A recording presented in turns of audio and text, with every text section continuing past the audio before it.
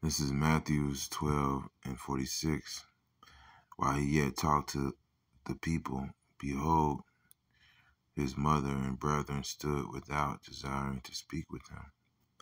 Then one said unto him, Behold, thy mother and thy brother stand without, desiring to speak with thee.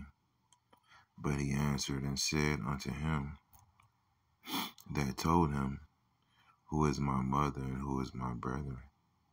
And he stretched forth his hand toward his disciples, and said, Behold, my mother and my brethren. For whosoever shall do the will of my Father which is in heaven, the same is my brother and sister and mother. First and foremost, I'd like to give all praises, honor, and glory to Yahweh, Bashem, Yahushua, Bashem, Barakadash, double honors to the apostles and elders of Great Millstone. Salutation to you, Akim, pushing his word with truth, sincerity, with charity, presenting your bodies as a living sacrifice. We who are ready to live salute you. So, I just want to go into a lesson, and I'm going to call it Stop Looking Outside of the Elect to Find Friends. Okay? I repeat, stop looking outside of the elect to find friends. Now, I say that humbly because I don't know if I'm the elect, but I do believe the men around me are the hopeful elect, and I hope we all make it. And I do believe that I believe the majority of men around me are the elect. All right? You know, in the world, it's the other way around. In the world, you know, you got some Israelites that are going to eventually wake up, you know, but out there is majority wickedness, is majority evil people, you know, even of our people. So, you know, and let me get a scripture, man. All right, because we have everything we need.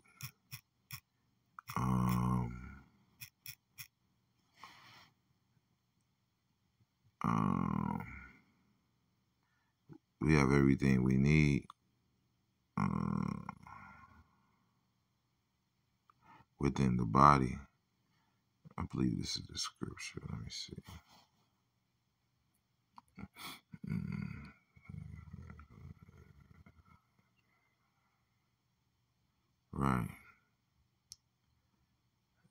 Right. I was thinking about the one where it says the body edifieth.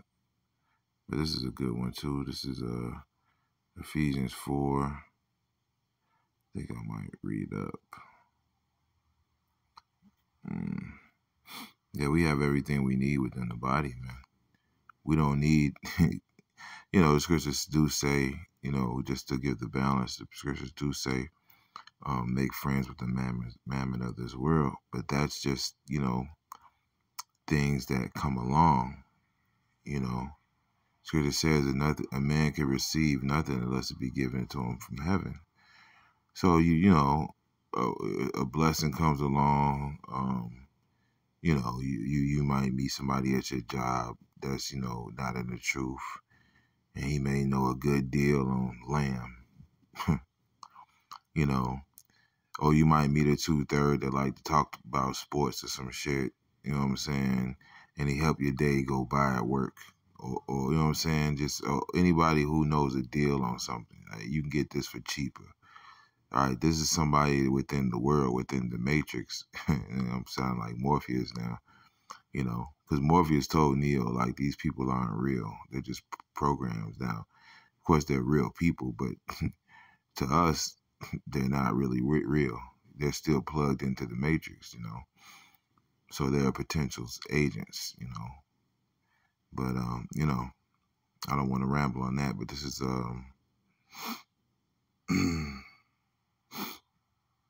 I was going to start it, right. I'll start at 15. This is Ephesians 4 and 15.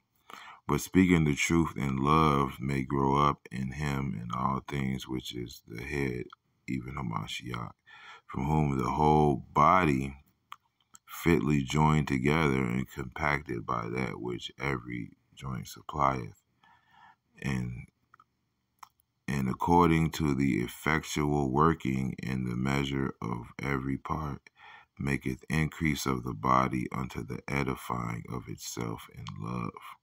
So the body edifies itself, it builds itself, man. It's a spiritual supercomputer, you know. All right. You know,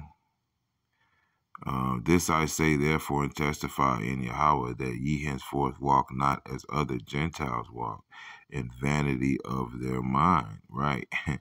And that's, you know, that's one of the major differences between, you know, those that are in the truth, that have this, you know, that are in the spirit, and the people that are not in the spirit. And one thing you notice, you know, I've been noticing for years, like, people who are not in the spirit are very predictable, you know. And what it is, I remember this Edomite saying, it was an Edomite. He was a psychologist, and he was basically saying, he basically became a Christian, okay, so-called Christian, all right, whatever, right? And he went from being a psychologist to being a Christian, because, by the way, a fucking psychologist is just a witch, so another form of a warlock. Even if they don't know that that's what they are, right? Okay, and then what he found out, and the reason why he turned to Christianity, you know, was because in his studies he was realizing that the people that were being diagnosed with all these different mental illnesses, that there was a pattern between all of them.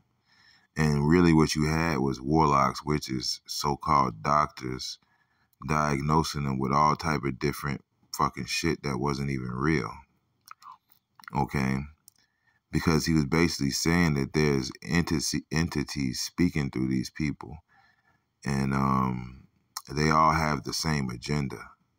They're all saying the same thing. He's like, this is no way this could be a coincidence. This can't be a fucking schizophrenia, bipolar, all these different things that they call people. He said, well, there's just pretty much one pattern, you know, and he chalked it up to being a demon, right? Which demon really just means intelligence, you know, an entity, pretty much.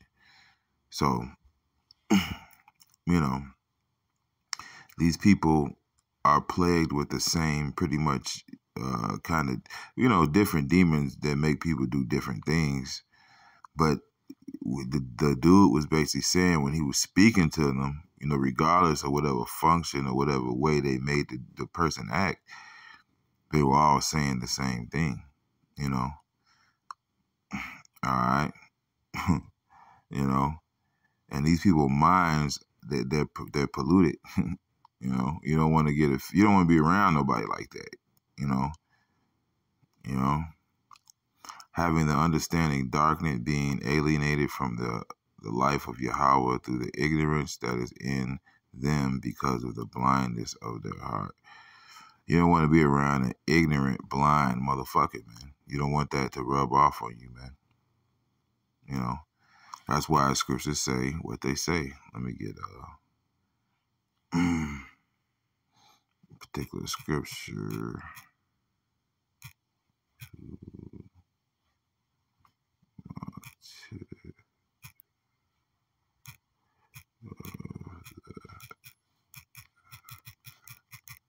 You know, you don't want somebody else's demons jumping on you, man.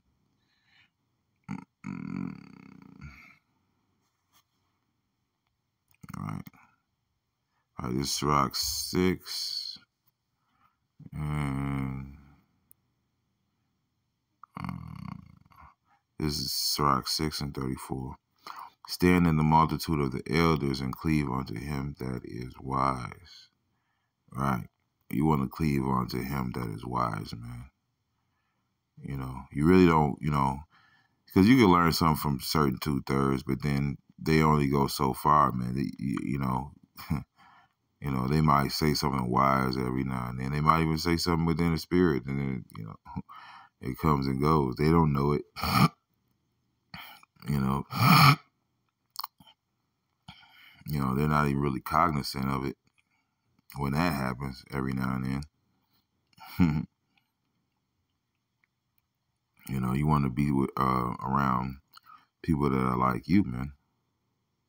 Because really, the scriptures describe two-thirds of our people as scorpions, man. As they're like of their father, the devil. Esau, Edom is likened unto a snake, man, a serpent that has venom, man. All right, cockatrices. Scripture says that they hatch cockatrice eggs. All right, man. Motherfucker catch, hatching eggs all around your apartment and your crib, man. Hidden little demon eggs, man.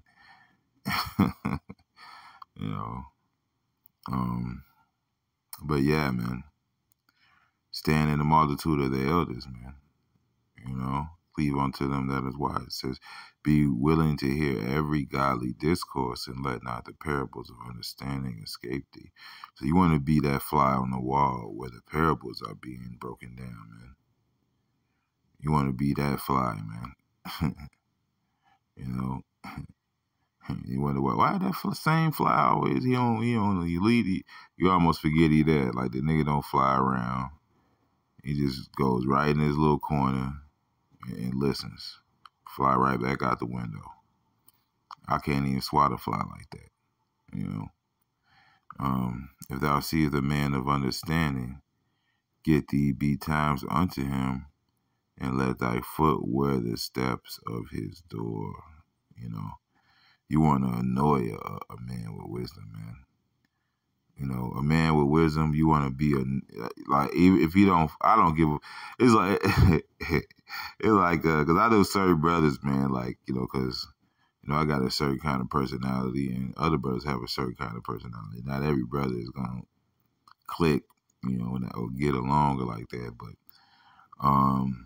me personally, if you're the one that the Lord has bestowed wisdom upon, I'm finna be around your ass. Like, you're gonna have to be annoyed. Like, you know what I'm saying? It's just something you're gonna have to deal with, I try to be less annoyed. Scripture say offend less. Shit, but that's where I'm finna be at, man. I'm finna be at where them parables is getting broken down at, man. If I gotta get cussed out to do it, you know what I'm saying? Eventually you're gonna get tired and you're gonna want to, it's like that, like the, those kung fu movies and shit, man. Motherfucking teacher don't want to train nobody and shit. You fucking chasing them down. You got to be like that guy, man. But that's what it is, man. Yeah. So you want to be around like-minded individuals, man. Because the people in this world, man, they don't have this, man. Scripture says, "Who shall set scourges over my thoughts?" They don't have, they're animals, man. We fight that as well. Not just sound too arrogant. You know what I'm saying? But hey, this word is what separates you from, being a beast, man. This is that breath. Other than that, we just, we're worse than animals. The scriptures talk about how we lived worse than beasts, man. But yeah, man, it's a little lesson I wanted to do, man. I mean, ain't nobody out there to talk to too long. Me personally, I get annoyed, but we got to deal in the world, so it's a balance, it's a balance, You want to make friends with the mammon of this world. You want to, do what you got to do to make your ends meet, But at the end of the day, we're just passing through, man. All right, and our friends are the men of the Lord, man. Our friends are the fellow prophets, man. When you go into the history, the prophets dealt with the prophets, man. And they ain't really hang. I mean, like, why you think that one prophet was so happy? In the story of the prophet that got eaten by the lion. Not funny, not laughing, you know, but it's a cautionary tale because he was told to go in a certain direction, not to eat or drink, back in the direction that he came. And he didn't, he let another prophet, tell, hey, come eat and drink with me. And, he was happy as hell. That was the point I'm trying to get out of that, because, it makes you happy, to know that you're not in this alone. Life of a prophet, man, when you read the scriptures, man, it's not, man, it ain't so too fun, man. You got some moments, I'm pretty sure, they life just wasn't total shit. They probably ate, drank, dealt with women. Who knows? I mean, what are we doing now? You know what I'm saying? So, but that's who you want to, scripture says, have one counselor out of 1,000, man. Do good to the godly, man.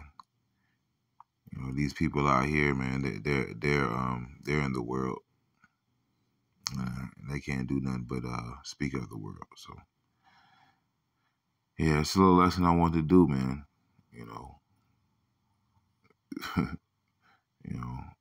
Our friends are the men of the Lord. These people in this world, they're exactly that. So, yeah, hope this is edifying. Shalom.